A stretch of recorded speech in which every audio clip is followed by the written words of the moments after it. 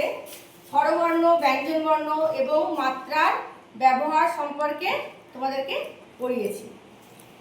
আমি আগের বারে যে তোমাদেরকে যে ক্লাসটা নিয়েছিলাম তাতে কিন্তু আমি পুরনো পদ্ধতি মানে আমরা যে পদ্ধতিতে বা আমরা যে সিলেবাসে পড়িয়েছি সেই সিলেবাস অনুযায়ী পড়িয়েছি তোমাদেরকে। কিন্তু তোমাদের এখন যে নতুন সিলেবাস তৈরি হয়েছে তাতে কিন্তু দুটো বর্ণ তোমাদের নেই। সেই বর্ণ দুটো কি কি সেগুলো দেখো, আমি তোমাদেরকে বলছি। দেখো আমরা দেখছি অ, আ, হ্রস্বই দীর্ঘই, হ্রস্ব দীর্ঘ, রি।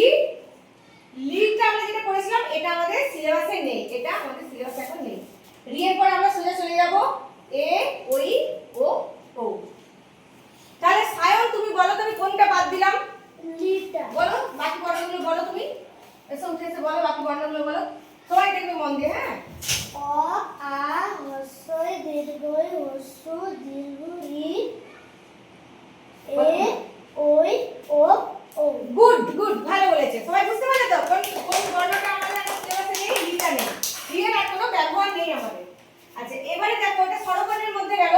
এবারে দেখো ব্যঞ্জন বর্ণের মধ্যে কি আসছে। এটা ব্যঞ্জন বর্ণ এখানে লেখা আছে, এটা দেখো ভালো করে দেখো মন দিয়ে। হ্যাঁ, ক, খ, গ, ঘ, ঙ, চ, ছ, বর্গের জ, ঝ, ঞ, ট, ঠ, ড, ঢ, মধ্যে ন, ত, থ, দ, ধ, দন্তে ন, প, ফ, ভ, ভ, ম, অন্তঃস্থ জ, র, ল, এই বটা নেই।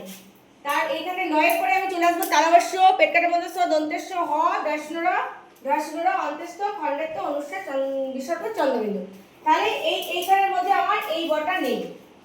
আচ্ছা, তোমাদের বইয়েও দেখো, তোমাদের একটা বইয়ে দেখো, তোমাদের হচ্ছে সহজ পাঠ বইটাই দেখো, এখানে রি পর্যন্ত আছে। দেখো রি এর পরে কিন্তু লিটা নেই, দেখো তারপরে এ ওই চলে আসছে। এখানে ঘনমেঘ বলে রি, দিন বড় বৃষ্টি, রি আছে, লি থাকার কথা ছিল কিন্তু লিটা নেই। তাহলে তোমাদের সিলেবাসে এখন লিটা নেই।